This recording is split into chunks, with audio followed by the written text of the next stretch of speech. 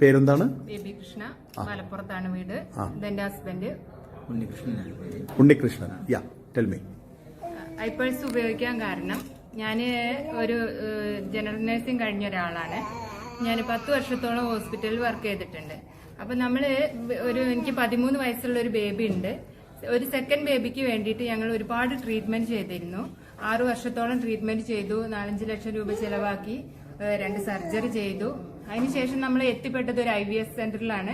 IVF സെന്ററിൽ എത്തിപ്പെട്ടപ്പോൾ doctor പറഞ്ഞു നമുക്ക് മെഡിസിൻ കഴിച്ചിട്ട് ഒരു 25% ബിലോ ആണ് ചാൻസ് എന്ന് പറഞ്ഞു. IVF ചെയ്താൽ 25% ബിലോ ആണ് ചാൻസ് ഉള്ളത്. മെഡിസിൻ കഴിച്ച് എന്തായാലും കുട്ടികൾ ഉണ്ടാവാൻ സാധ്യതയില്ല എന്നാണ് പറഞ്ഞത്.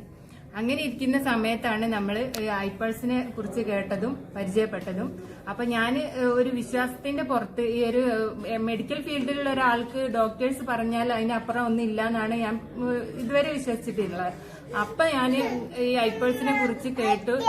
പറഞ്ഞ ആളുടെ വിശ്വാസത്തിൽ ഞാൻ 4 ബോട്ടിൽ ഐപൾസ് ആണ് ഉപയോഗിച്ചത്. അതിന്റെ റിസൾട്ടാണ് ഇന്ന് ഞങ്ങളുടെ അടുത്തിരിക്കുന്ന ഈ കുഞ്ഞ്. ഓ ഗ്രേറ്റ്. ഒരുപാട്